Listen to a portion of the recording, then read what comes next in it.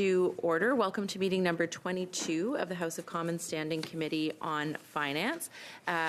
Pursuant to the order of reference of Wednesday, December 10th, 2025, and the motion adopted on Wednesday, December 10th, 2025, the committee shall resume consideration of Bill C-15, an act to implement certain provisions of the budget, tabled in Parliament on November 4th. I would like to welcome Minister McKnight, Minister of Veterans Affairs today. She is joined by Christine McDowell, Acting Deputy Minister, Stephen Harris, Senior Assistant Deputy Minister, and Jonathan Adams, Director General Finance, and Nathan Svensson, Senior Director Disability and Healthcare Policy, both of whom are joining us by video conference today. All virtual witnesses have conducted a mandatory witness onboarding test. And Minister, you will have 5 minutes for opening remarks, so please go ahead. Thank you.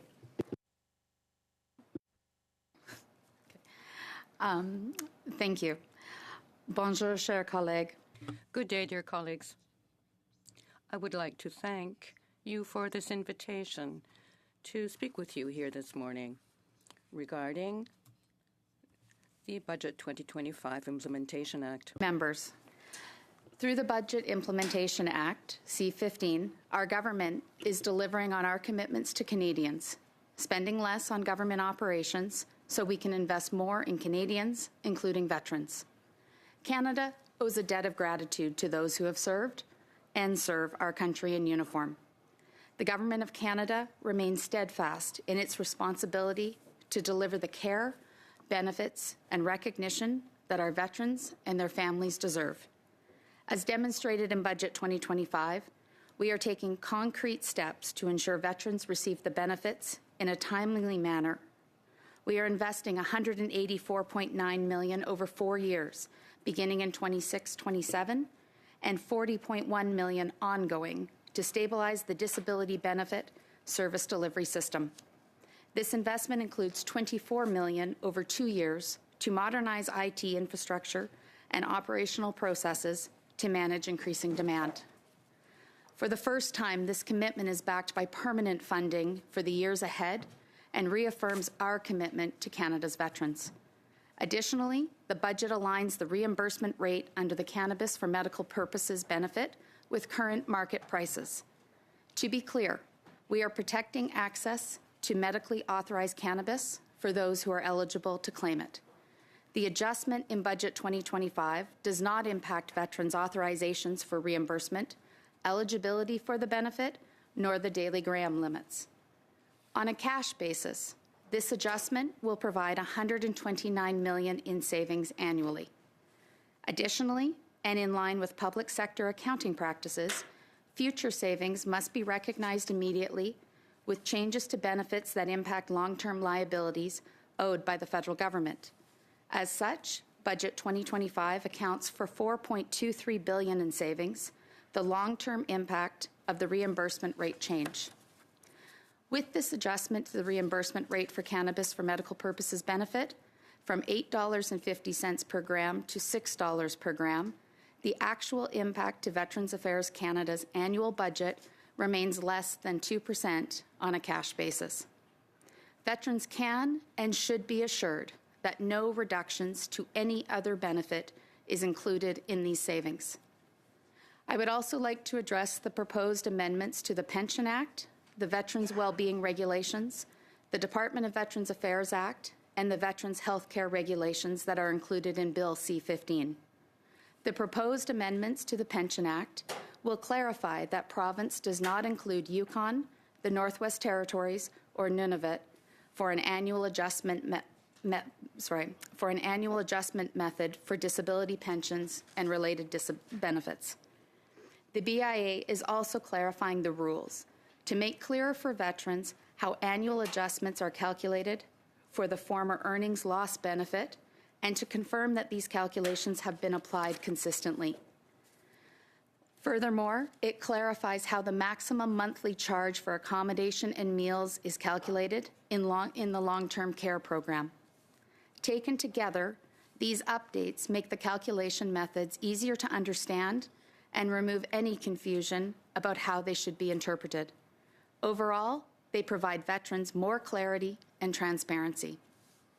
These updates do not change how benefits have been calculated in the past. They will not have a retroactive impact on reimbursements that have already been dispersed. To be very clear, veterans will not be asked to or required to repay payments received for these benefits. Definitions are being clarified in the legislation to reflect long-standing practices at Veterans Affairs Canada. These clarifications will not result in retroactive overpayments. Canadian Armed Forces members, CAF veterans, and their survivors will continue to receive the same benefits they currently receive. The same formulas that have been used will continue to be used when calculating these benefits. Under the Pension Act, CAF veteran pension increases will continue to be calculated as they have been using the higher of the Consumer Price Index and the wage rate increase. This is exactly as it was prior to the introduction of the Budget Implementation Act. Colleagues, thank you. Thank you very much, Minister, for those opening remarks. We will now begin with Mr. Tolmie. Welcome to Finance Committee for 6 minutes. Thank you, Chair, and thank you for having me here. Thank you, Minister, for joining us today. Sorry, let me start that over again. Usually people do that for us. Thank you, Chair, for having me here today, and thank you, Minister, for joining us today. Minister, there's a couple of questions that I'd like to go over with you today. And in your 2021 your government privatized veteran rehabilitation services through a $572 million contract to PCVRS, approximately $104 million per year. The Union of Veterans Affairs Employees calculated this contract costs 25% more than public service delivery. Now you're implementing a 7% budget reduction. So let me understand this. You've increased costs by 25% through privatization. Veterans are reporting worse service, and your response is to cut the budget by 7%. Our Standing Committee on Veterans Affairs will soon be conducting an in-depth study of this contract. Can you explain to this Finance Committee why taxpayers should pay an extra 25% for something that is performing worse than what came before?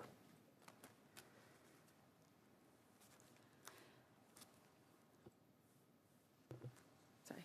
So I thank you, Mr. Tolmie, for your question and also for your service to Canada. I'd like to be clear. We are not cutting to the benefits and services that are provided to veterans. We are making an adjustment to the rate of reimbursement for cannabis for medical purposes. The contract that you mentioned for PCVRS, it has connected veterans with a broader network of health professionals across the country. I think. Okay. Well, Minister, when I sit in this chair and I look at veterans and they hear that costs are being cut and they're not being provided the service, there's questions. And so right now the math is not lining up here. So let's do some math together. With 94% of your budget going to veterans benefits, that leaves 6% for operations, approximately $468 million. The Prime Minister wants to cut 7% cuts across government, which would be $546 million from your total budget. You claim that no services will be cut, yet achieving 7% savings would require eliminating your entire operational budget and then some. Can you reconcile these numbers for me? So this budget is actually demonstrating an investment in veterans. We are investing $184.9 million over 4 years and $40.1 million ongoing in long-term funding that both stabilizes and modernizes the disability benefit service. We are not cutting. We are investing in veterans service delivery. Okay, Minister, when I invest money, I put money into something. So when I hear that you're cutting, that is not an investment. That is a reduction. So can we try that answer again? We are not cutting benefits and services to veterans. We are making an adjustment to the rate of reimbursement for cannabis for medical purposes to align with market rates. Veterans continue to receive the same access to benefits and services that they have received and will continue to receive. So then let's look at the 7% that you want to cut across the board, which includes Veterans Affairs. Can you explain that to me? As I said, we are making an adjustment to the rate of reimbursement. We are not making a cut. We are making an investment in the benefits and service delivery to veterans of $184.9 million, with $40 million ongoing. Okay, so let me ask, how, if you're going to invest, there's always got to be a better rate of return.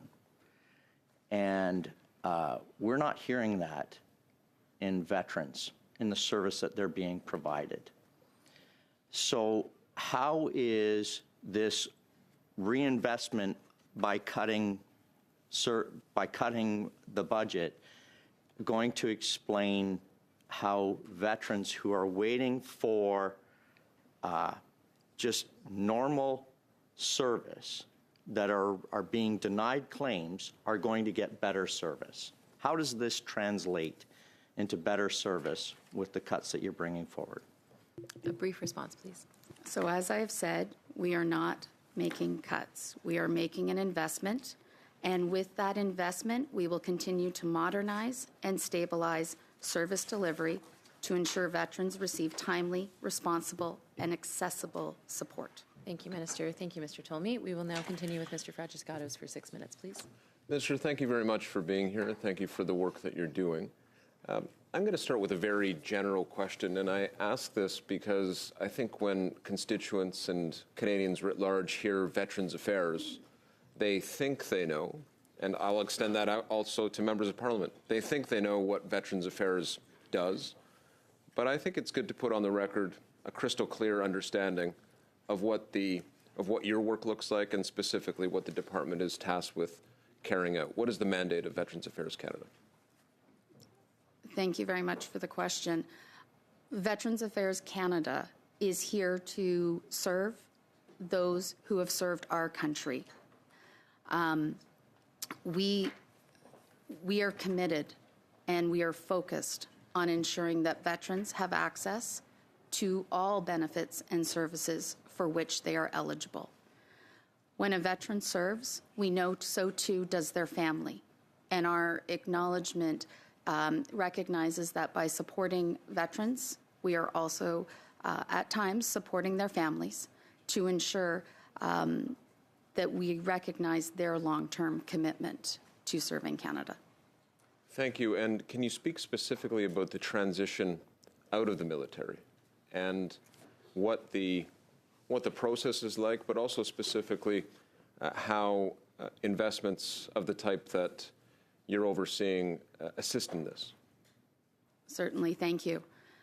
Service and after service are not separate phases. They are part of one continuum. The two roles that I hold, and I think this is perhaps what you're referencing in the capacity as Minister of Veterans Affairs and Associate Minister of National Defence, connect the decisions that we make while someone is serving into how it can shape their transition, well-being, and opportunities once they have re-entered civilian life. And as I said, when a Canadian chooses to serve, there is an implicit commitment in return. Women and men of the CAF serve with the expectation that their country will take care of them, not only during their service, but long after they take off their uniform. Our responsibility doesn't end at release. My role is to ensure a smooth, seamless transition from service to civilian life, and this means strengthening supports for veterans, aligning the programs of national defense with Veterans Affairs Canada, and ultimately addressing any gaps in that transition. And that can include employment, education, health, family supports. Thank you very much. And you touched on it before I could, but you are obviously the Associate Minister of Defence as well. Canada is now moving towards living up to its NATO commitments. We're seeing massive investments finally in defence. This budget speaks to that. Could you go into those details in your capacity as Associate Minister? Certainly. And why we're doing this? Certainly. So this budget delivers generational investments in Canada's defence. We're investing billions in our capabilities, our infrastructure, and our people to ensure that the CAF can protect Canada and Canadians in a more complex and dangerous world. The investments that we're making are strengthening both our security and our economy. We're committing $1.4 billion over the next 20 years to CAF housing projects nationwide. We're modernizing across all domains with planned investments in aircraft, submarine, light utility vehicles, ensuring that CAF has the equipment it needs both at home and alongside our allies abroad. We will meet NATO's 2% defense spending target this fiscal year, and we are accelerating investments to put Canada on a path to meeting NATO's 5% defense investment pledge by 2035. This is a clear commitment to CAF and to Canadians. We are rearming, rebuilding, and reinvesting in the Canadian Armed Forces while delivering economic benefits for Canadians today and long into the future. Can I, and thank you for that. I think this, it's a very important part of the budget, to say the least. And the fact that you're able to highlight it here for us today is obviously crucial. But I want to look at one specific thing that you mentioned there, housing for those in the Canadian Armed Forces. Why that kind of investment? It's obviously important, but what is the rationale? What will this funding do is what I'm trying to say. So housing is one key component, as we know, to quality of life for those that are serving and for their family members. So the $1.4 billion over the next 20 years for CAF housing is going to allow for new builds and construction that's already underway from Halifax to Cold Lake, improving affordability and quality of life for serving members. But we're also using innovative solutions to address urgent needs. I recently had the opportunity to be in Comox to announce D&D's acquisition of 63 units of housing that's going to have members moving in later this spring. And this reflects practical, solutions-focused approach that is supporting our people. Thank you very much. I think I have 15 seconds. Well, in 15 seconds, I'll take the opportunity to say that these generational investments in defense that we are seeing certainly serve the country well, but there's all sorts of economic benefits that come out of that, the tens of thousands of jobs Thank you, that will Mr. be sustained and Fratiscatos. created. Yeah, Thank you very much. We will continue now with Monsieur Garon pour 6 minutes. Pardon. Merci, Madame la You have 6 minutes, sir. Thank you, Madam Chair. Thank you, Minister. Thank you for joining us here today.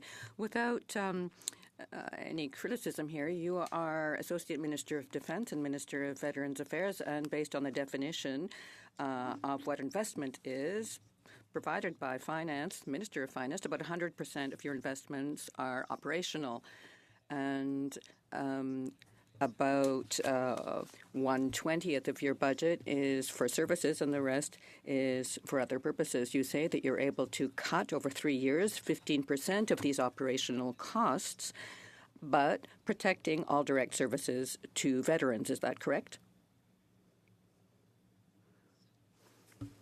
We are protecting benefits and services. We are not making cuts.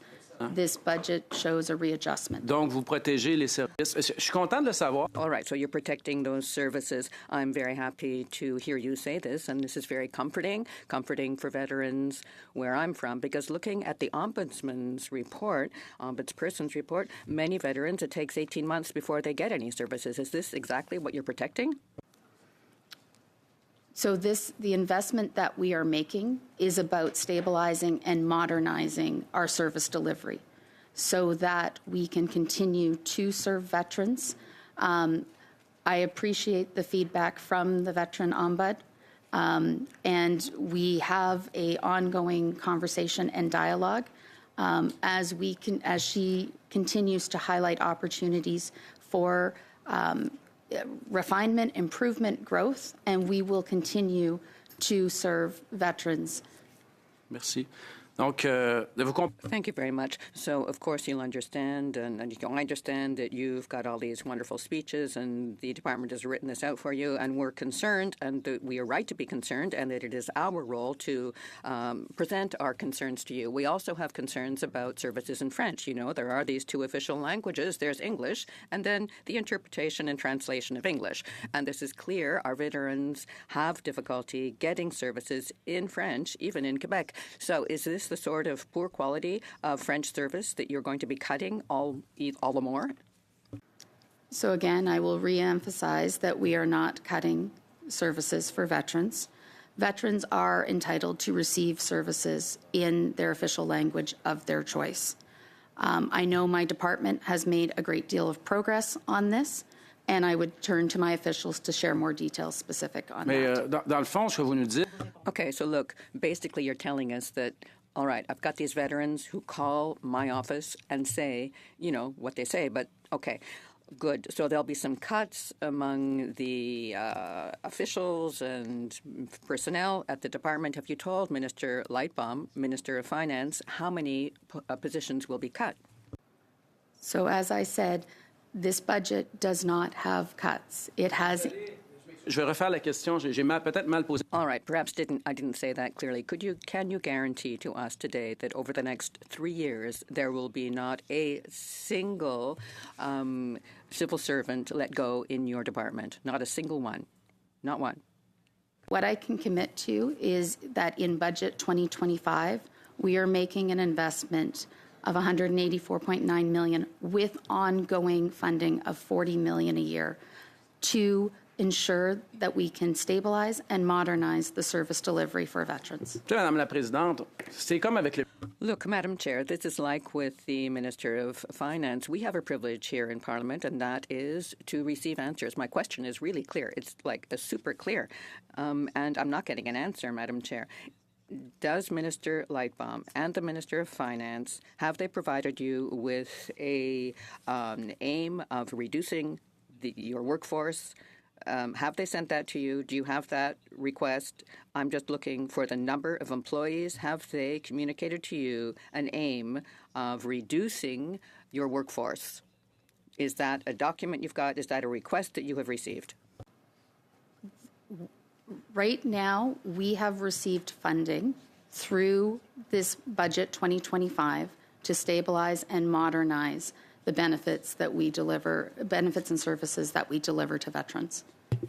Êtes-vous au courant de ce qui se passe dans votre ministère? Are you actually aware of what's going on in your department, Madam Minister? You know, my 14-year-old child would have understood my question by now. I'm asking you. Oui, il me semble que la question a été posée plus. Yes, I understand that the question has been put more than once, and the minister has also answered more than once. Letao aura son tour de parole pour donner son... All right, Mr. Letao will have a chance to share his opinion with us later. But look, and I imagine that doesn't cut my time. I put my question clearly. The Prime Minister has said that civil servants, you know, are an operational cost, and he's cutting operational costs. We're in Parliament now, and we'd like to know where those cuts are going to come down. It's of concern to us. It's a problem for people who are veterans and want their services in French. I understand that the minister has made an effort and is making efforts and cares about veterans. But I am asking her, has Minister Lightbaum, Minister Champagne, have they sent you a workforce reduction aim? Do you have such a request? We have been tasked with implementing the budget investment to stabilize and modernize our service delivery. Merci, Madame la Présidente. Thank you, Madam Chair. Merci, Monsieur Garon. On va Thank you, Mr. Garon. now for 5 minutes. Successfully sued for $817, I think it is, million for under payment and compensation to veterans. In your opening statement, you said that the provisions in C-15 do not retroactively cut benefits. You said that, quote, the same formulas in the past. Well, you've lost in court you've been sued in court over the formula that's been used in the past. The Ombud was very clear in her letter to you that the provisions in the BIA are meant solely to correct an error and to deny compensation for the overcharge. So you've said the formula will remain in the past. So is it the position of your government not to make veterans whole who were undercompensated under the formula used in the past, which incorrectly denied them the formula that they should have been entitled to according to the provisions of the Interpretation Act? Thank you for the question. So the Budget Implementation Act amendments clarify how veterans' benefits have been calculated and how they will continue to be calculated. Veterans will continue to have the same access to supports and benefits today that they did yesterday. And we will continue to deliver enhanced services for the long term. You were not compensating them fairly before today. You had not correctly applied the formula in law for compensation for veterans in the past. And so this act is going to give you legal cover for failing to compensate veterans in the past. Is that so? These amendments are clarifying what has been done in the past and what will continue to be used in the future. So too bad for the veterans in the past that were not fully compensated, and too bad for future veterans who will be compensated at without the full benefit of the understanding of what is meant in law when you say provinces to include territories. So these amendments are addressing any ambiguity that may be out there between. That's right. They're addressing the ambiguity to the detriment of veterans' benefits. So what do you say to veterans who say you are denying what they originally should have received, which is the formula that included territories? So as I mentioned, these are clarifying how things have been done and will continue to be done. For more specifics about that, I would turn to the officials. Okay, no, we can hear from them some other time, and we'll hear from the Ombud later. But it's you, Minister, that are responsible for this department. So what would you say to veterans who have sued your department for your department's failure to pay them over a period that spanned governments? I mean, this is a long-term failing of department. What would you say to those veterans who are seeking compensation that they were entitled to under the law that you're now changing? Again, these amendments are aligning with how benefits have been delivered. Veterans, I'm going to move on. I've got a minute left. Because Mr. Frederick-Scotto's brought in the fact that you are the associate on defense and housing, we've got a few moments left, but boy, when I was on the Defense Committee, we had some staggering reports of the squalid conditions of housing. $1.4 billion, yes, you may be able to construct some housing units with that, but given the horrific state of housing, the 7-year backlog as it was, what do you say to CAF members who are getting rent increases from your department?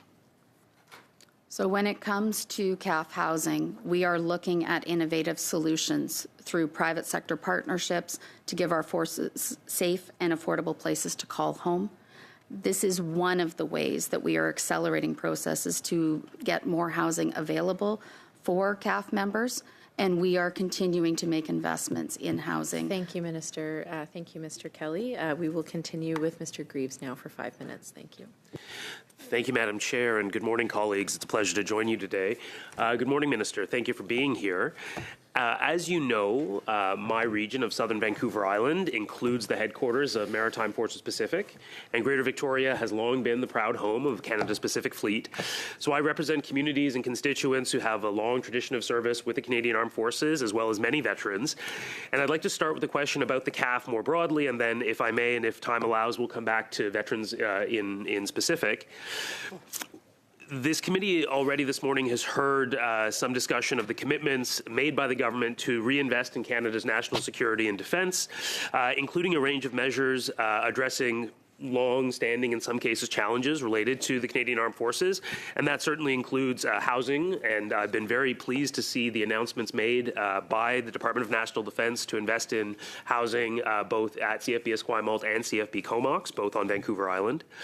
These are meaningful investments. They make a significant contribution to both the uniformed and civilian populations in my region, and so I'd like to invite you to highlight some of the investments that the Department of National Defence in your capacity as Associate Minister is making across Canada, though of course anything you'd care to offer about Vancouver Island would be welcome. We've seen already and heard already commitments related to defending Canada's national defence, protecting our sovereignty, and also meeting our NATO commitments. It is unfortunate that the Minister of National Defence himself wasn't invited to speak or contribute to this study, but I wonder if you could share or highlight which investments you feel are most significant and how those investments will serve Canadians and Canada in this difficult time. Well, thank you very much, and acknowledging that you represent a riding that has a number of serving CAF members, both in Victoria and in the Esquimalt area. This government has delivered the largest pay increase for CAF members in a generation. Recognizing the increased demands on CAF members, we acted to ensure that the compensation reflects both the significance of their duties and the realities of modern life. Members began seeing an adjustment to their pay reflected on their mid-November 2025 pay. And I had the opportunity of actually being with some of our serving members on the day that was arriving in their pockets. And I can tell you the positive impact that had on those individuals. The pay increases are varying by category, starting at 20%. For those at a starting level and going up to 8% for increases for senior officials. These increases are not temporary bonuses. They are built into the base compensation, which is strengthening long-term financial security for CAF and family members. And alongside those pay raises, we're also implementing new military pay benefits that are tied to years of service, and expanding allowances for training roles, environmental duties, and domestic operations. All of these compensation measures demonstrate that Canada values the service of our military members, and we are investing in them. If I may, you mentioned some of the more specific things that might relate to British Columbia, so maybe I can highlight a few of those. As I also referenced earlier, we are making investments in the hardware and the infrastructure to support the Canadian Armed Forces. One example of that would be the joint support ships the two joint support ships that we are procuring that have military capabilities and will allow the Navy to operate in threat environments. This particular investment of the two JSS ships is 1,000 jobs at Vancouver shipyards in British Columbia and contributes to 3,900 jobs across the marine industry. We also, as you mentioned, talked about the housing, and I believe in the Victoria region there was also a housing accommodations acquired earlier this year, which is making housing more affordable for members and allowing more housing into the system. so that we can ensure that we're addressing that for those that are serving for us. Thank you for those answers, Minister.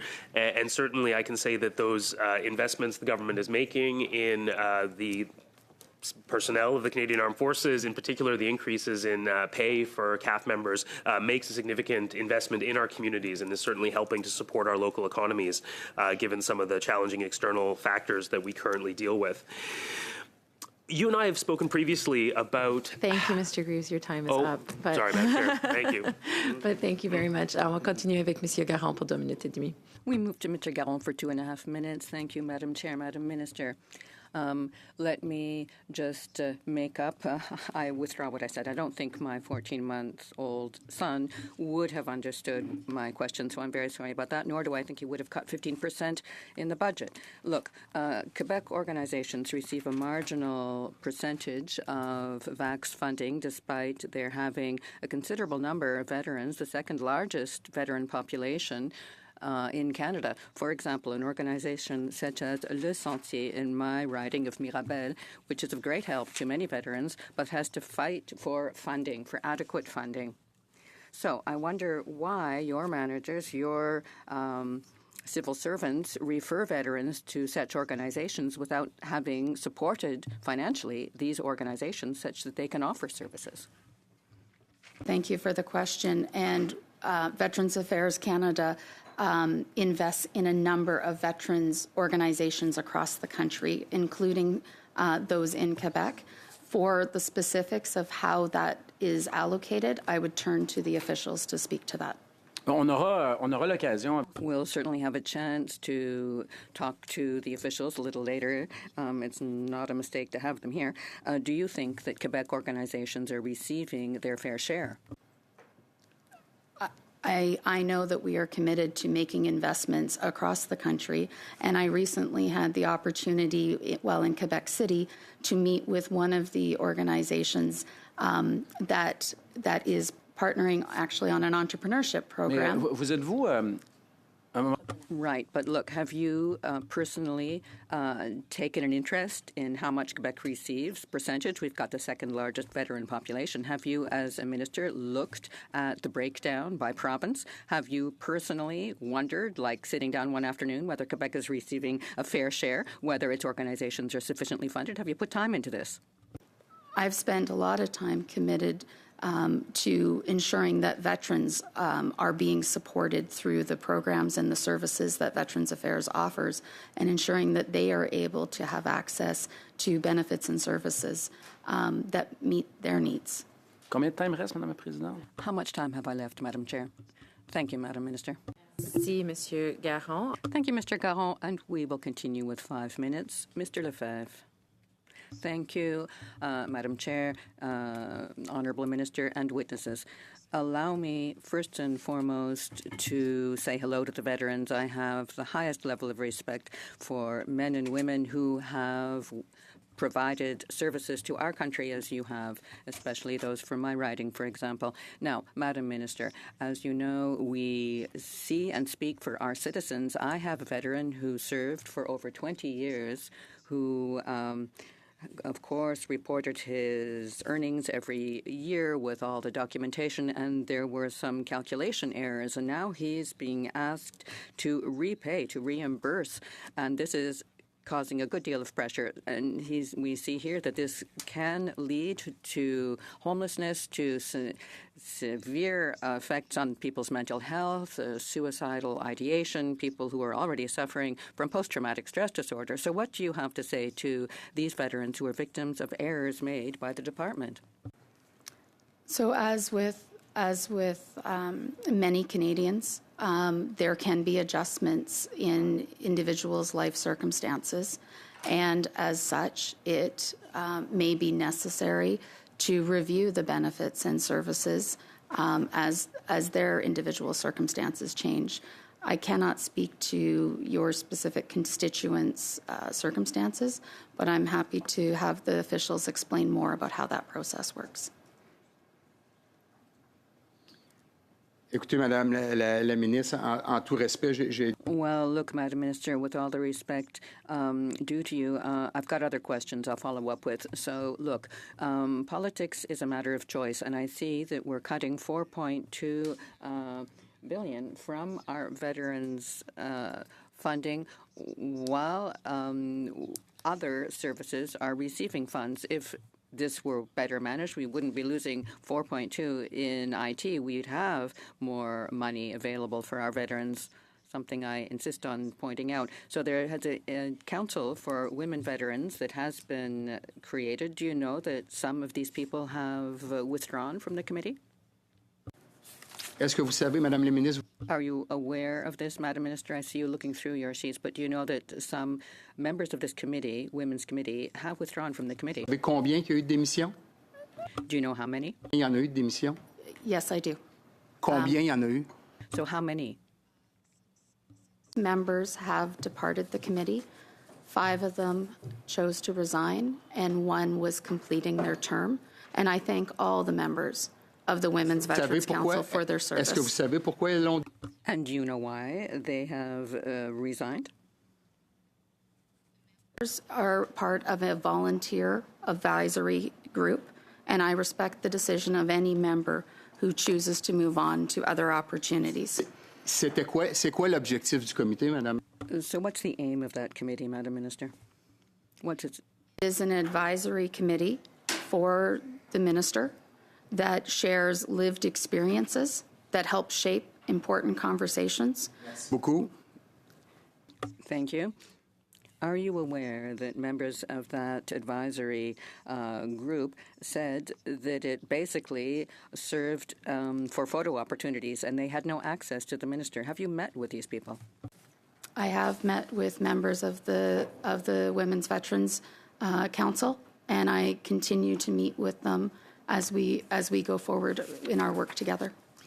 Et qu'est-ce que vous avez à dire? And what is your response to their saying that basically it was a photo op? The members of the Women's Veterans Council have brought incredible lived experiences that have helped shape important conversations, and I remain grateful for their efforts. Merci beaucoup. Alors, Thank you very much. Okay, so why is it that the minutes of the council had to be approved by your cabinet and could be changed before they were published if you're saying that you would take their work into account? Well, to clarify, the minutes do not get approved by cabinet. The work of the Women's Veterans Council is incredibly important to sharing those experiences. Madame la ministre, des employés d'ACC. Madam Minister, members of this council then shared emails showing that minutes of their meetings had to be approved by the minister's cabinet and could be changed before they were published. There are emails. Thank you, Mr. Lefebvre. This runs through your time. With Mr. McDonald for 5 minutes, please. Thank you, Madam Chair, and thank you, Minister, for being here today. Minister McKnight, Veterans Affairs Canada maintains a significant departmental presence on Prince Edward Island, and Islanders are very proud to serve our veterans. And some of the services that are getting carried out in Charlottetown is support disability benefit processing, case management, direct services to the veterans and their families, and those are essential to those who have served our country and to the skilled public service workforce in Atlantic Canada. Now, in Budget 2025, as you've already outlined several times, the government proposes an investment of $184.9 million over 4 years and $40.1 million ongoing after that. So for Veterans Affairs Canada to strengthen processing capacity, modernize your operational procedures, and upgrade the IT systems to deliver benefits reliably and accurately, can you outline in more detail how these investments will impact our veterans in Canada? Certainly, and thank you very much for the question. And again, you made reference to the connection to Prince Edward Island and Charlottetown specifically. I want to just acknowledge the incredible individuals that work with VAC from your riding and from surrounding ridings. And thank you very much for mentioning the investment that we've talked about a couple of times here of both the investment over the next 4 years, but the ongoing funding that will be the $40.1 million. The stable support strengthens VAC's ability to serve veterans effectively as needs continue to evolve. This funding is going to stabilize and modernize the disability benefits and service delivery. These investments are going to ensure that VAC can meet increases in demand while modernizing how disability benefits are delivered, making systems more responsive, consistent, sustainable over the longer term. And specifically within the $184.9 million is $24 million that is dedicated to modernizing IT infrastructure and operational processes. This allows VAC to manage that future and current and future demand more effectively to ensure that veterans receive timely, accessible, and reliable support. These investments allow us to continue simplifying processes, reducing paperwork, and eliminating unnecessary barriers so that veterans can spend less time navigating systems and more time focusing on their health, their families, and their next steps. My message to veterans is that when you serve, you can count on us to have a system that is dependable and built to support you throughout your life. As a follow-up question, Minister, do you anticipate these investments will impact the federal public service presence in Prince Edward Island and across Atlantic Canada? The public servants there play a vital role in delivering these essential services to veterans. The investments that are being made in that service modernization and delivery and through this budget support the work of the public servants who work with our veterans every day. We rely on a highly dedicated workforce, including those in Prince Edward Island and across Canada, to deliver essential services to veterans and their families. And I want to acknowledge and commend them for the excellent work that they do. To veterans, our priority is service quality, not service disruption. These investments are focused on stabilizing and modernizing service delivery so that they can get the benefits which they are eligible for. And this goes back to the $24 million in tools, systems, and resources that are going to ensure that human decision makers are supported in their roles. By modernizing the systems and improving efficiency, we're making sure that the VAC team is well positioned to deliver services from PEI and across the region for years to come. Strong public service capacity and modern tools together ensure veterans and their families receive high-quality support, and that dedicated public servants delivering those services have what they need to succeed. Minister, you visited PEI shortly after you were appointed Veterans Affairs Minister, and now I'm going to call on your memory. But we toured a wellness center in Stratford, PEI, and it's a walk-in mental health services center, the Trilogy Wellness Center. And we met with a member, retired member of CAF. I apologize, Mr. McDonald. Your time is up. I'm sorry. But it sounded like it was going to be a good story. So, but I'll continue with you, Mr. Tolmie, now for 5 minutes, please. Thank you, Chair. Minister, I've heard, I don't know how many times today, stabilizing and modernizing. That's your slogan that you've been using. So are you telling me that presently things are unstable and antiquated? No, what I'm saying is that we are investing in making the system enhanced and better so that we can ensure that veterans have timely access to supports and services. Okay, because many of the veterans that I'm speaking to don't get timely service. They get denied, delayed, and then the term is they die because they've been dealing with VAC for so long. And prior to this meeting, I had a conversation, and I'm a vet that's been denied services. So I understand, and when I hear my colleagues from across the aisle say, about the transition and how nice it is for veterans. A lot of veterans, when they walk out the military, they don't know what they're going into. They don't get a service. They get a half day, a cup of coffee, and a cucumber sandwich, and told to go to a website and then figure it out on your own. That's what happens. So let's put any pretense that everything's great, and let's look at the problems that we're dealing with for veterans. Veterans are being ignored. And when they hear cuts are coming, and they're not even getting the services, the basic services that they require, what kind of emails do you think I'm getting? I'm absolutely furious right now because I feel like I've been reading a glossy book or a brochure that's telling us how wonderful things are, but we're not recognizing the problem that this machine is broken, Minister. The machine is broken, and you're not telling me how you're going to fix it. I've sat in a meeting with you before, and I've told you you're my 5th minister. You're the 9th minister in this department over 10 years that this government's been in power. I want to know what's going to happen.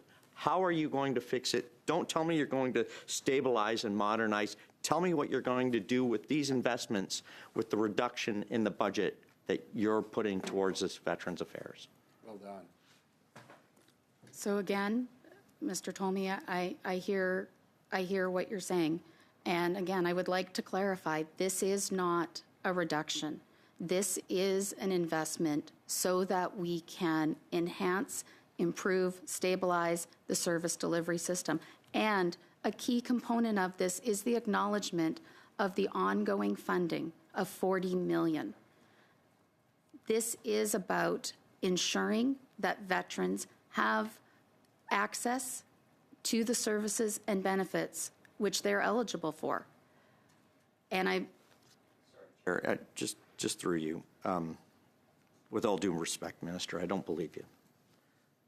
And I don't think the veterans that are going to be watching this believe you. So I really, really pray to God that you're going to make some changes here. I'm going to ask you another question here. How many decades will it take for the $129 million per year to account for all the savings that you're promising? so the $129 million as it relates to the adjustment to the cannabis for medical purposes. Decades. It is an accrued accounting that takes place, and that is what brings us to the total of $4.23 billion. Okay. Minister, I think one of the challenges that I think that we have is speaking the same language. I'm just going to ask you a simple question. The military has a special language, and it's called the phonetic alphabet. Do you know the phonetic alphabet?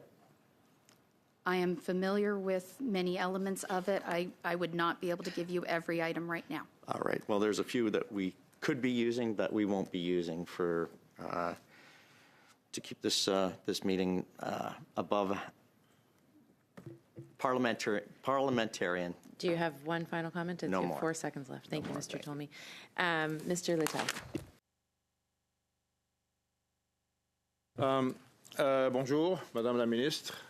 Good day, Madam Minister and Madam Deputy Minister, gentlemen.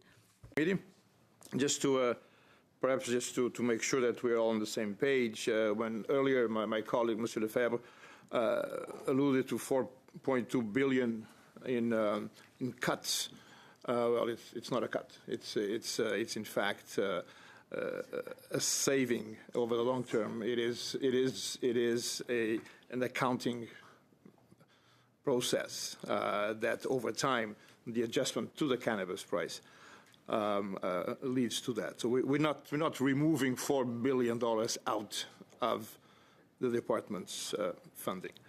But perhaps, Minister, on a couple of occasions, in your dialogue with the colleagues from the opposition, you wanted to pass on, ask your officials clarify some issues, and the colleagues very abruptly moved on and prevented you from doing that. So perhaps now one of the things that I would be interested in hearing from the officials was the issue on the sur les services en français. Services in French, given that this has been brought up by a colleague here, to the effect that French language services were inadequate or deficient, and perhaps your officials could specify what the situation really is. Thank you so much for the question. Veterans Affairs remains committed to making sure that all of our veterans have access to services in the language of their choice at whatever point of access they enter our system, whether that's by phone, whether that's by in-person, and certainly our web publications. We monitor our claim intake and our response to make sure that those applications that we receive in French, as well as those that we receive in English, are dealt with on a parity basis, so that we're providing equal service in terms of response. Our staff are trained to offer that service in both French and English. We've got a number of bilingual staff, and in Francophone regions certainly have that capability to deliver service in French right across the country. Okay, thank you very much. And perhaps you could also explain, because there was some discussion on that issue about the pension adjustments and the amendments brought about by this bill. Maybe you could explain to us why is it important that the definition of province excludes the territories? Yeah. Okay.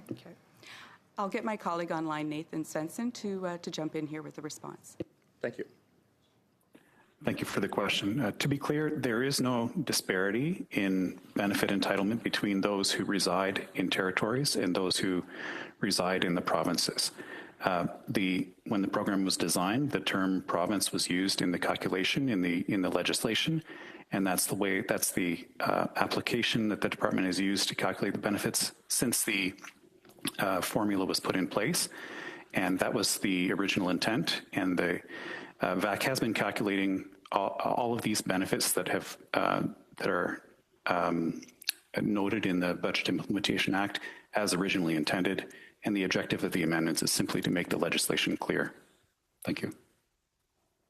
Perhaps if we could continue on that topic, then there was the issue in courts and the court decision that appeared to go against that practice. Can you give us an update on where we are on that? Thank you for the question.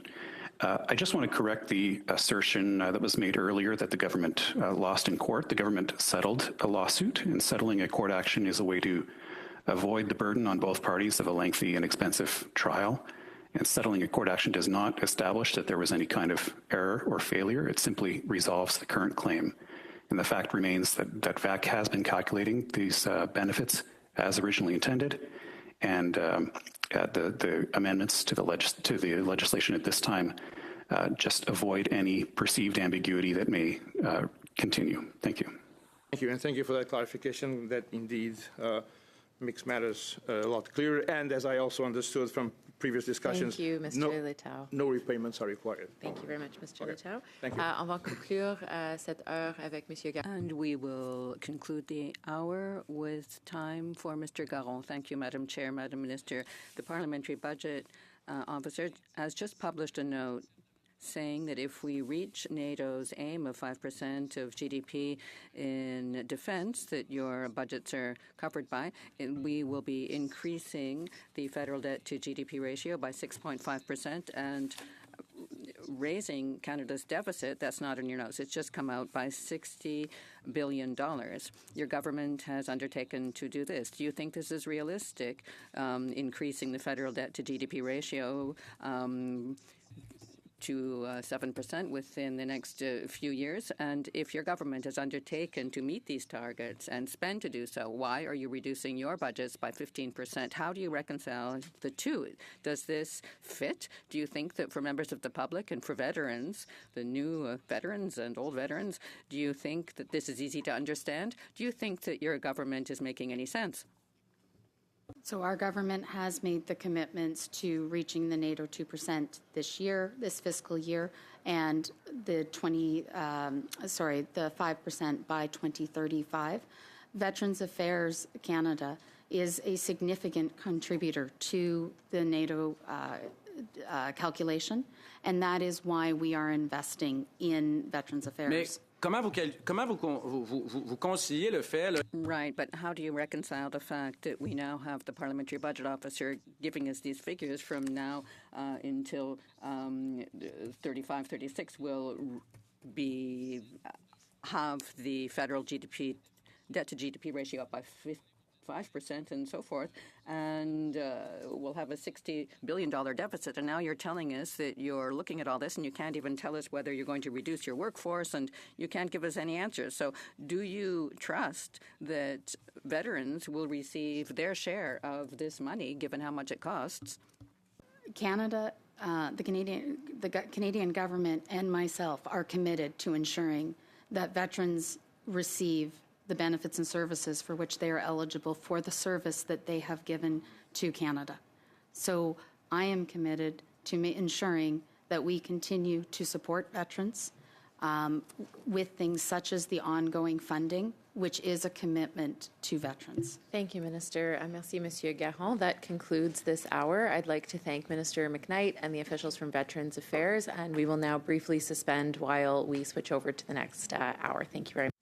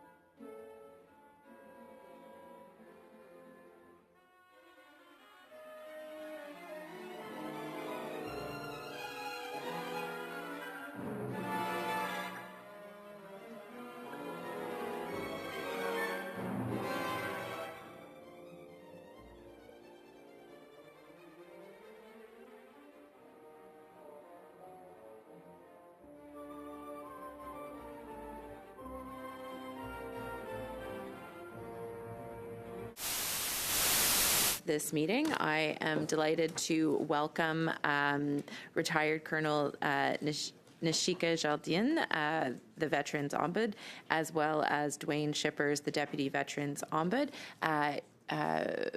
Ms. Jardine, you will have 5 minutes for opening remarks. Thank you. Bonjour, Madame la Présidente. Good morning, Madam Chair and members of the committee. Thank you for the invitation to share my views on veteran-related provisions in Bill C-15. I am pleased to be joined by the Deputy Veterans Ombud and Legal Counsel, Mr. Dwayne Shippers. The Veterans Ombudsman was established in 2007 to investigate complaints and challenge policies and decisions of Veterans Affairs Canada, or VAC, where we find individual or systemic unfairness. I am the 4th Veterans Ombud, appointed in 2020 and reappointed in 2025. And I am also a veteran, with almost 37 years of regular force service, including a deployment to Afghanistan. I know Budget 2025 will benefit the veteran community with the targeted investments in Veterans Affairs Canada to stabilize disability benefit processing and to modernize operations and IT systems. The demand for disability benefits continues to be acute, and I am heartened by this continued focus by government on reducing the time veterans have to wait to receive these benefits. I was, however, disappointed that our 2021 recommendation about mental health treatment benefits for families is still not reflected in the government's budget plan. I must, however, credit Veterans Affairs for doing their best within the legislative guidelines to provide some mental health supports to family members, provided they can link it to the well-being of the veteran. But it is not enough. I will continue to press for government to extend this much-needed benefit to our veteran families. This said, I will focus the balance of my remarks on sections 373 to 375 of Bill C-15. You may be aware that I have written publicly to the Minister of Veterans Affairs to ask government to remove this unfair retroactive provision that affects long-term care subsidization for some of Canada's elderly and most disabled veterans. First of all, rest assured that I am not disputing the clarification that government is seeking to make, but rather pointing out that making it retroactive for more than 30 years is not only unprecedented, but is patently unfair. At the heart of this matter is the interpretation of the word province in Section 33(1) of the Veterans Healthcare Regulations, which provides extensive and precise instructions on how to calculate the maximum monthly charge for accommodation and meals that eligible veterans going into long-term care are to pay themselves. The regulations state that the calculations must take into account the lowest monthly user charge for accommodation and meals permitted by a province. In the Interpretation Act, Parliament long ago provided unequivocal guidance to legislative drafters that the word province is meant to include the territories, if not otherwise defined. Therefore, the word province in the regulations must be interpreted to include the territories. But VAC made a mistake in the accommodations and meals calculations. They only considered provincial rates, but there is a territorial rate that is lower. And as a result, veterans who were and are subsidized by VAC for long-term care have paid more for their accommodations and meals than they should have. Veterans have identified this error themselves and have launched a class action lawsuit to seek reimbursement. The minister has told me this provision is meant to clarify the calculation method, which is fair going forward. However, if these sections are permitted to stand and Bill C-15 is passed, government will have effectively legitimized its past overcharges to veterans, and as it happens, will deny justice for some of our elderly and most disabled veterans.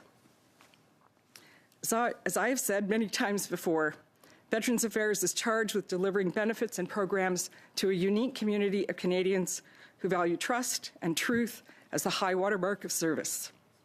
Veterans do not perceive VAC as just another government department.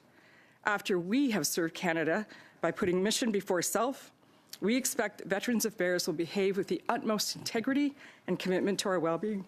Excuse me. Frankly, it is hard to not see sections 373 to 375 of Bill C-15 as a means to purposefully obviate an error made by the department since 1993 and to deny compensation to affected veterans.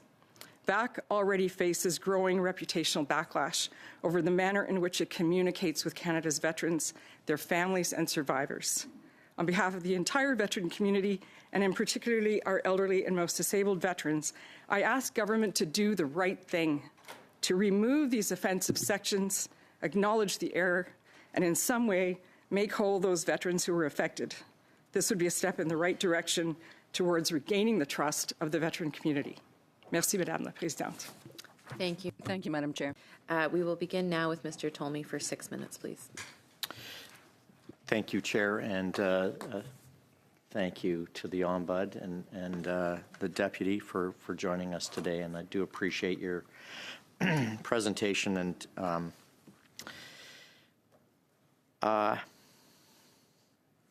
this is a challenging time for those that are dealing with this clause. And I would like for you to kind of just take some time, because you were only given 5 minutes, to just expand a little bit more and elaborate more on what this will do to those that, if the government passes this bill, how will they be affected? Thank you for the question. I had this problem when I first got here. I can't tell whether it's on or off. Thank you for that question. Madam Chair, veterans trust Veterans Affairs Canada to deliver the benefits and services that Parliament has put in place for them. Most veterans are well served by the department. They say to me, and I've been all across this country, they say to me, I'm good. Very quietly, they come up to me afterwards. I'm good. I couldn't be more satisfied with what I receive from Veterans Affairs Canada, and they're happy.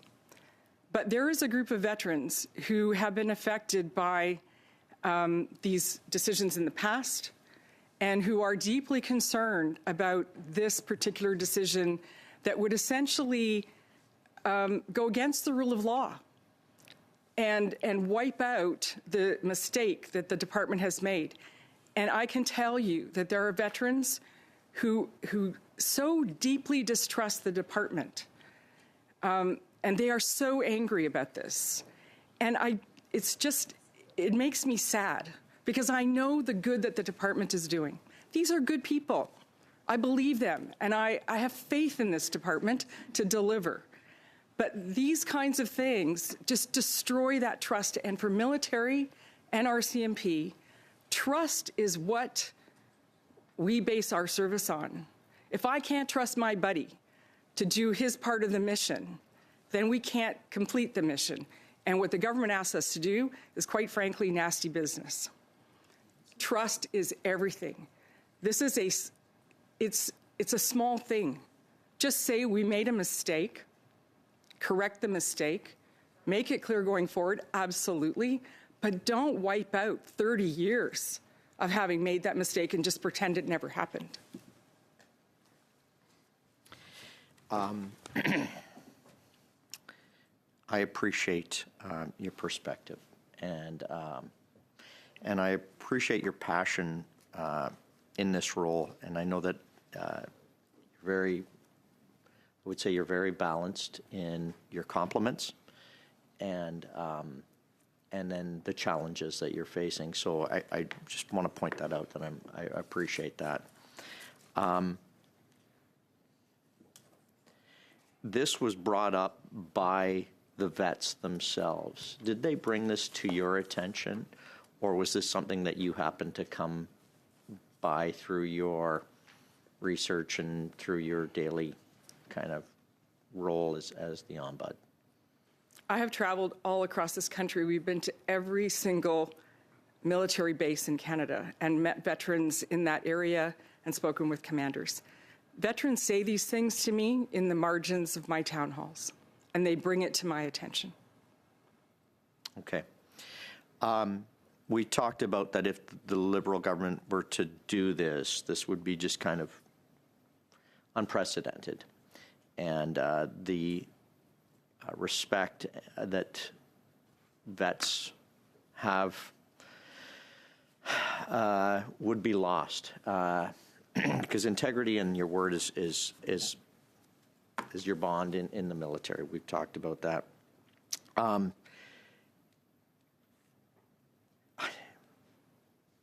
got so many questions. I'm struggling to figure out which one I want to go with first, and I'm dealing with the emotional, the loss that would happen if this is sanctuary trauma for veterans, and I checked online last night to see what the temperature was in Northwest Territories, and it was -21, -26 with the wind chill.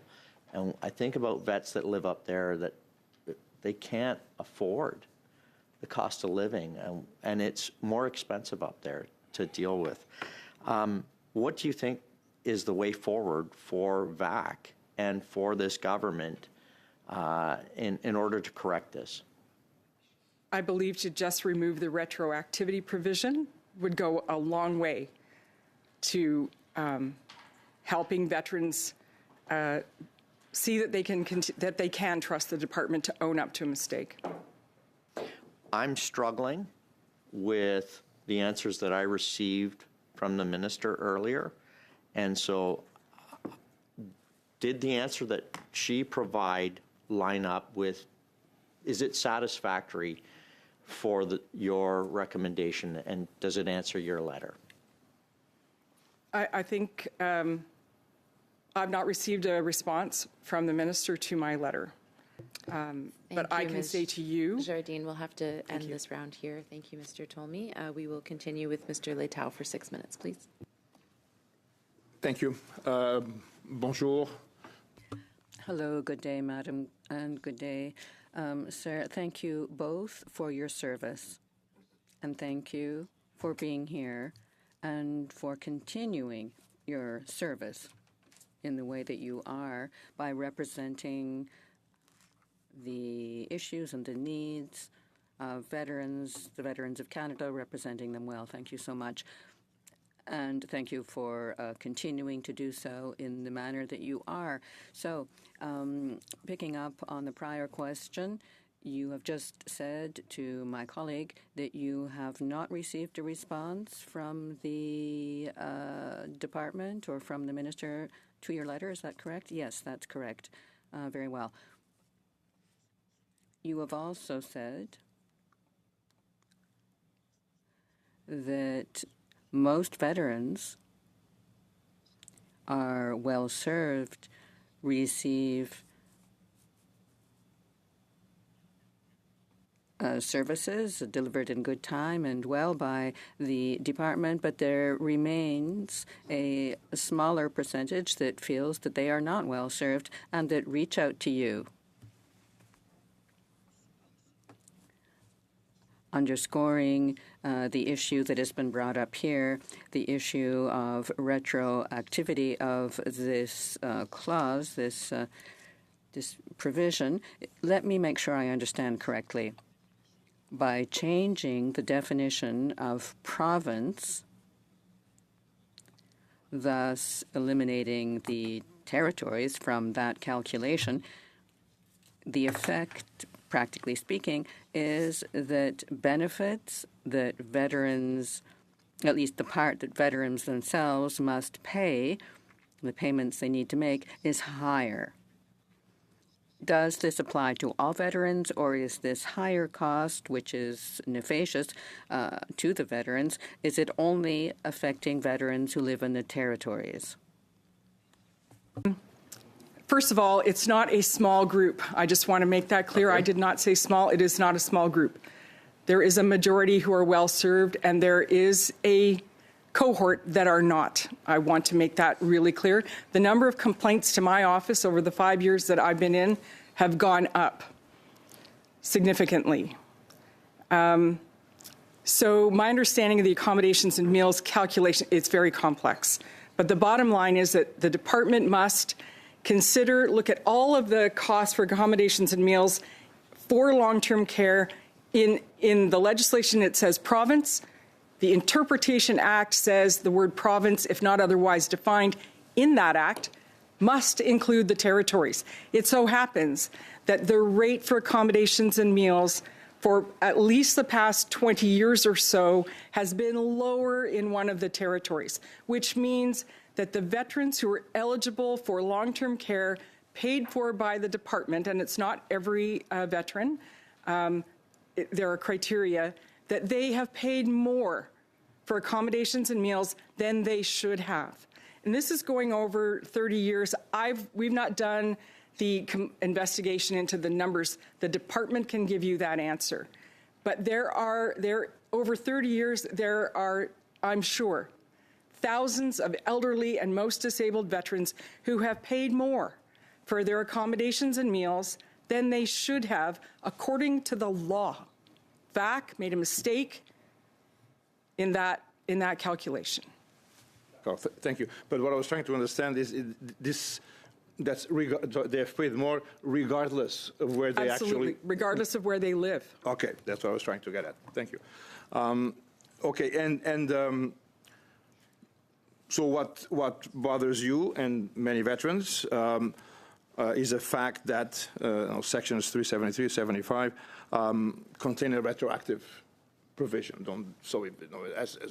As the department corrects the situation going forward, what is most unfair in your view and in the view of the veterans affected is the fact that the past 30 years, whatever was done, well, that doesn't count. So is that really that's the main point of dispute? The point of my appearance here today is to say to you that redefining this mistake over 30 years and making this clarification as the government has put it is fine. But to go back 30 years and say, no, we always meant it to be this, and even though it wasn't written in the law, this is what was meant, is patently unfair and wrong in my view. Understood. Thank you. That's yeah. I also have issues with retroactivity in fiscal issues. It's not a common. But anyways, okay. I think there are ways of settling that, but I will continue to follow that up. You can be sure of that. Another question, if I may. 10 seconds. Well, thank you. Mr. Letao, on va continuer avec Monsieur Saint. Thank you, Mr. Letao, and we will now move to Mr. Saint-Marie. 6 minutes, please. Good day, Madam Chair and all colleagues. It's a pleasure to be here with you. Colonel Ombudsman and Deputy Veterans Ombud. Thank you for being here. So, in the past, you have said that delays for services to Francophones were longer than for Anglophone veterans. Could you update us on this? Is this still the case, or has that been solved? Thank you for the question. We have tabled a report in 2018 and then another one in 2022, which examined wait times for all veterans, Anglophone, Francophone, women, men, and also among active service members and RCMP members. We found that there was still a disparity in the length of time it took for Francophones and Anglophones to be served by the department and to receive a decision on their disability claim. We have not done a follow-up since then. Our report is on our website that shows very clearly our findings in 2022. Merci. Si jamais vous avez... Thank you. If you have the chance to do so, will you be updating that information as to whether Francophones face longer days? If you have a chance to do that, that would be wonderful. Still about the delays, Deputy Minister Harris said to the Department of Veterans Affairs that he was very happy with the current disability benefit approach. But we see here a note. Thank you for your patience. We understand just how important your concerns are. Right now, we are receiving more requests than usual, which may lead to a longer delay before we're able to provide you with an answer. Can you confirm to me that if the situation were really great, you wouldn't be seeing notes like this? This is a note to my office. That up there to advise veterans and their families who came to us that we also have a backlog. As I mentioned earlier, the number of complaints to my office have increased. I have a micro office, 15 people to respond to complaints. And so our backlog was increasing. And so we wanted to let people know that it may take us longer to get to their complaint. I'm sorry if I didn't quite catch your question. Non, vous avez parfaitement répondu. No, that's an excellent answer. It's really because of the backlogs for veterans in general to get some sort of service. They have to go to your micro team. I get that. Okay, so 15% cuts at Veterans Affairs Canada. Will this solve the situation? I can only speak to my office. As I said, we're a small office. We also need to do our part to reduce our operational cost, and we are doing our best to meet that request. Mais de façon logique, puis Right, but logically speaking, and based on your experience, the experience of your office as well, if you cut services, you'll likely get more complaints. I wouldn't make that correlation. Certainly, we will wait to see what happens in the future. I would only ever base an assessment on the facts before me, and at the moment, certainly, we have not. The increase in complaints, I attribute to the fact that people now know that our office exists. oui, en effet. Yes, well, yes, indeed. And when you come back to a committee, ours or another's, we will be able to check whether the number of complaints are higher after the 15% cut. I predict, myself, Gabrielle Sainte-Marie, tell you that it's likely going to be higher. But given that you will face this with a 15-member team, you won't have the resources. Given that you probably have to face cuts as well, you won't have the resources to handle the number of complaints. Am I correct? To make any changes in the number of people who are addressing, who are working on the complaints. As I say to veterans, it's not me who answers the phone. It's my staff, very highly trained staff. We will not reduce any of our staff who work on the front line, so on the operations side. We will make adjustments in the administrative aspect of our office. Ouais, merci. Évidemment, c'est bien inquiétant tout ça. Thank you. This is of some concern, isn't it? Okay, given the greater delays, even for your office, what would you say about the real effect of all this on veterans in emergency situations?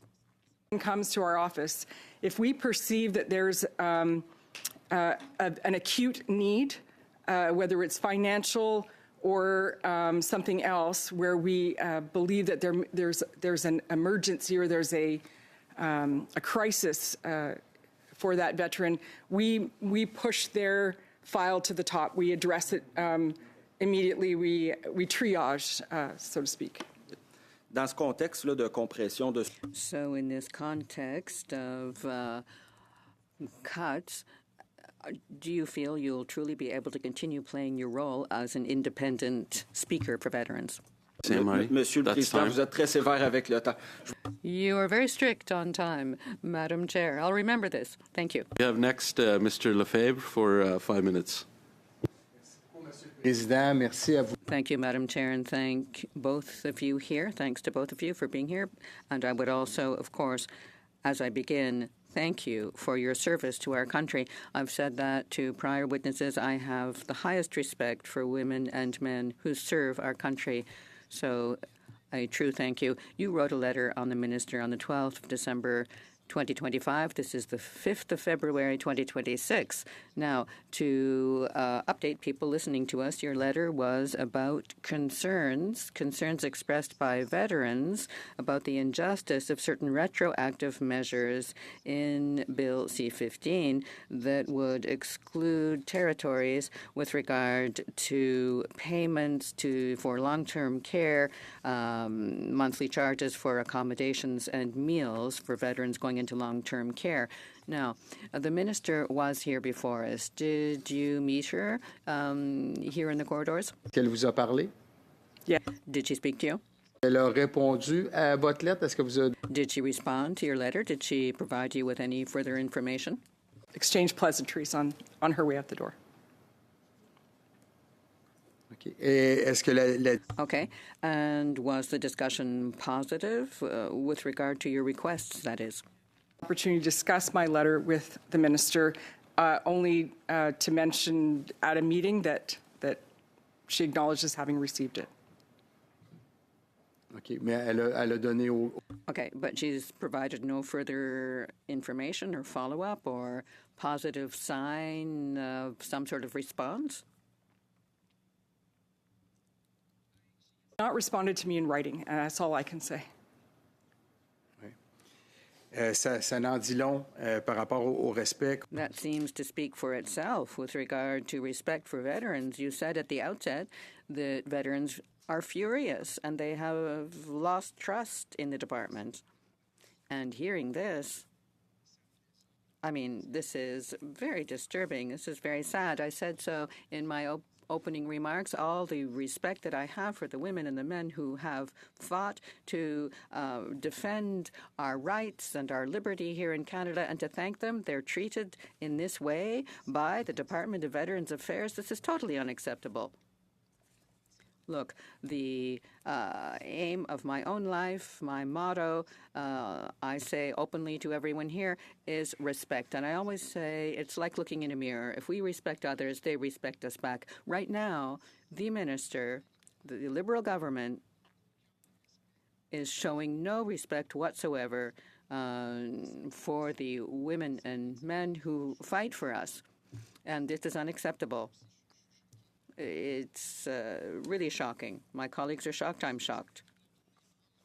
So you have visited the military bases. You said so earlier. And what do current serving members feel? Do they think that the Liberal government currently in place is respecting them? Thank you for that. The people at VAC who deliver, the people who are on the phones and who are doing the work, these are good people and they respect our veterans. I would never agree that the people at Veterans Affairs don't respect our veterans. They absolutely do. And I'm convinced in my heart, as a veteran myself, that they have nothing but the best interests of our veterans at heart. Do they sometimes make mistakes? Yes. And here is one of those. The fact is that veterans see the bigger picture. And while they know that the person on the end of the phone may have their best interests at heart, these kind of actions, this retroactivity to say, to refuse to acknowledge that we made a mistake is what infuriates them, because this is not the way that we act in the military. The second half of your question, I'm sorry, I've lost it. C'était quoi? What do people say? Yeah. Qu'est-ce qu'ils disent quand je les rencontre? What they say when I meet with them? Some of them are aware that down the road when they get out, there are benefits for veterans. They are very well aware of the disability claim because it goes around the barrack rooms. You know, have you put in your claim yet? So they know that. But do they actively think about, you know, what's going on, what will happen to me when I release? I did not consider the fact that I was releasing until the night before is when it struck me. And I believe for the majority of our serving members and for the RCMP, they're so focused on their jobs, on doing the mission for Canada, their service. They're not thinking about that. They just trust that it'll be there when they get there. Thank you, Ms. Jardine. Next, we have Mr. Fragascados for 5 minutes. Thank you, Mr. Vice Chair. Madam Jardine, thank you very much for being here today. In the comments that you gave to us at the outset of your testimony, you talked about Budget 2025 and how you see some promise there. Could you elaborate on that? The investments that are being made that the minister spoke about and that we are aware of are what I understand is that these are going to go into the adjudication process. So getting the disability claims through getting those wait times down. The service standard that Veterans Affairs publishes is that 80% of the decisions on disability claims will be made within 16 weeks. They have not reached that yet. And so this investment, I hope, and I'm encouraged by, will work towards achieving those claims decisions within their service standard. Let's be clear, the disability claim is the gateway to treatment benefits for our veterans. They can't move forward. They have to pay out of pocket, or they may have a health care plan, but they aren't getting the treatment benefits for their service-related disabilities until that claim is approved, and if it's approved. So anything that helps to reduce that wait time, I absolutely applaud. Also, you had a spotlight report that came out in 2025. What progress has been made? We can, of course, talk about the challenges, and that is absolutely fair. But I want to look at some of the progress that has been made that you highlighted in that report as well.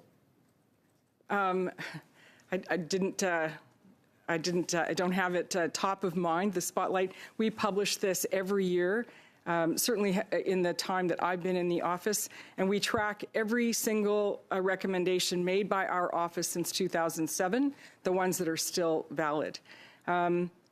It takes time, I acknowledge. It takes time for the department to implement the recommendations that we've made. The one recommendation that I continue to press on is that for mental health supports for family members. And this one, I can assure you, would address an acute and unseen need by the family members of our military and our CMP veterans that need that extra support because they were part of a military or RCMP family. I believe the report does highlight, though, some advances that have been made in the area of gender equality. Is that correct? I believe it's the adjudication of sexual dysfunction, where we pointed out an unfairness in the way certain conditions were not being as well acknowledged by the department, and that has, in fact, we understand that those changes have been made, our recommendations have been implemented. Peer support for survivors of military sexual trauma, we understand that those are underway. I've not done an update, haven't looked at an update on where those are recently, so I can't tell you more than that. Yeah. With my final question, Mr. Dean, I wanted to ask you actually to build off a point that you just put on the record when my colleague Mr. Lefebvre was engaged with you. Your point about veterans, and you even related it to your own experience, not thinking about what the various services, the expectation is there, but the focus is on serving and doing what's expected of them in the moment, naturally. But is there something to be said about the government having to put more into making those members of the Canadian Armed Forces aware of the services? Is it do we need to promote that message more, or is that even if the government put greater resources to that end, is it still not going to make an impact because the soldiers are thinking about what's expected of them, as you said, in that moment? Is there things that you can recommend to this committee that should be done to increase awareness of the services so that the transition is as smooth as possible? The transition group in the Canadian Forces has gone a long way to making that transition, helping members as they release to understand what are the benefits and services available to them on the day after they take off their uniform. So this is a huge improvement from years ago. Thank you, Ms. Jardine. That's time. Next, we have Mr. Saint-Marie. 2.5 minutes. Merci, Monsieur le Président. Thank you, Mr. Deputy Chair. Ms. Jardine, on the same topic, do you feel that the lack of resources, given the cuts announced to your office, will have a real negative effect to veterans, on veterans? Are the reductions to my office going to have an impact on veterans. Sur la protection réelle de leurs droits. Yes, on the protection of their rights. We are protecting our front line, the part of our office that responds directly to individual complaints. We're protecting them, and we're protecting the analysts who do the work for our systemic reviews. At this point in time, any changes we will make to the office will be in the area of administrative support. Puis, une question plus philosophique. And a question of a philosophical nature. How can one ask veterans to remain even more patient than they are without investing in the institutions that protect them? Protect veterans' benefits? Non, comment leur demander plus de patience? How can we possibly ask them to remain patient while the government is not investing in the institutions that are supposed to protect them? We do our best. I'm not sure how to answer your question directly. I can say that I'm heartened, as I said before, by the investment that the government is making at Veterans Affairs, because that is where where crucially needs to happen, is to reduce the wait time. So you're talking about patients.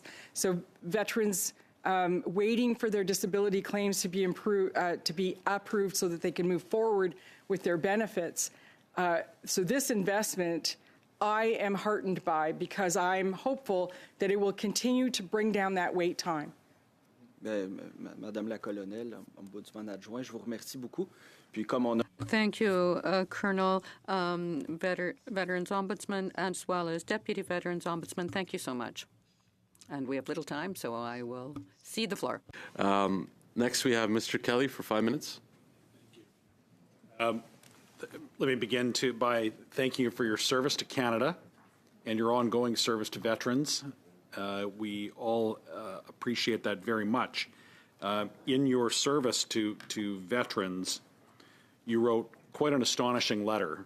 I don't know that I've ever recalled an ombud or an officer of Parliament or anybody in the type of watchdog capacity or independent capacity from government to explicitly advise a minister to delete sections from a bill before Parliament. And just to be as clear as we can be, we heard your opening statement, but is it your recommendation to this committee? We're going to review this bill clause by clause. Is it your recommendation to delete the sections 373 to 375? I would ask you to remove the offensive part, which is the retroactivity. Right, which are in those sections, three sections. Yes. Okay, thank you. We will undertake a clause-by-clause review, and from Mr. Leteau's remarks, I understand that there is perhaps agreement on all sides that retroactive application that will have the effect of suppressing benefit is not proper governance, and it is not the way that the government should approach this. You were I believe you may have been in the gallery when the minister appeared. In response to my questions, she repeatedly refused to acknowledge the effect this would have on veterans. She insisted that these sections clarify benefits without affecting them. Can you comment on those responses that the minister had at this committee? I won't comment on what the minister said, but I can tell you my interpretation, which is what I see, is that it's government's role to do this legislative work. To clarify something, absolutely. Make it going forward. But to retroactively say that the rule of law was not the rule of law, to me, is wrong. So the provisions in the BIA are an offense to the rule of law. Is that what I just heard you say? I think that when you make a mistake, you should expecting it. I think when you make a mistake, you should acknowledge the mistake. Correct. I think the only mistake they're acknowledging is that they would like to not have to pay what the law and the court has required them to pay. Sorry, I'm on, yes. So I think my colleague wishes to jump in. I will jump in, just very briefly. Okay, briefly. That retroactivity is perfectly acceptable. We see it in the tax stuff all the time, but government answers puts out, we're going to change the tax code in this budget, and when the time the Budget Implementation Act comes along, it's retroactive to that date of announcement. This isn't that kind of situation. Going back 30 years is problematic. It's not fair. It takes away. I mean, I know there's a concern. Oh, the lawyers will profit from a class action, but that's not what we should be concerned about. Thank you for that bit of extra color on this. It would be the equivalent, I guess, of going backwards and creating a new tax on somebody and charging it to them retroactively. But can you update the committee? We haven't heard much about the litigation. So a court has already pronounced on this. Can you discuss the implications? So I cannot. I'm not overly familiar with the class action lawsuit. It's not my part ship, as we say in the Navy. I believe that the class action has been suspended. Like they're pending. It's pending. That's all I know. All right. I don't know if I've pretty much out of time. Okay. Thank you, Mr. Kelly. Next, we have Mr. Greaves for 5 minutes. Thank you, Mr. Chair, and good morning. Thank you for being here, witnesses, and thank you for your service. My first question is for you, Ms. Jardine. Thank you for everything that you've shared so far. I mean, your testimony today very much feels in the spirit of your predecessors who've also, on occasion, had to stand up to government and advocate quite forcefully against different policy changes that are seen as adversely affecting the interests of Canada's veterans. And contrary to what one of my colleagues has said, I mean, some of us are old enough to recall that the government of former Prime Minister Harper was characterized by criticisms of that government's handling of the veterans file and pointed criticisms by your predecessors of his treatment of Canada's veterans. In that vein, we heard earlier this morning from the Minister of Veterans Affairs about the changing funding context around the Canadian Armed Forces and the current government's historic reinvestment in the armed forces after reaching what were truly lows of less than 1% of GDP at the time the government was formed in 2015. I'm wondering if you could speak to how the government's investments in the Canadian Armed Forces and Veterans Affairs will be enhancing or increasing the services available to the veterans that you represent. So I can't speak to anything to do with national defense. I think it's this investment that is being announced in this budget, if I understand correctly, that it is going towards making the adjudication of disability claims faster for veterans. That is something I can only applaud, because the claim is the gateway to other benefits that veterans require. Thank you for that.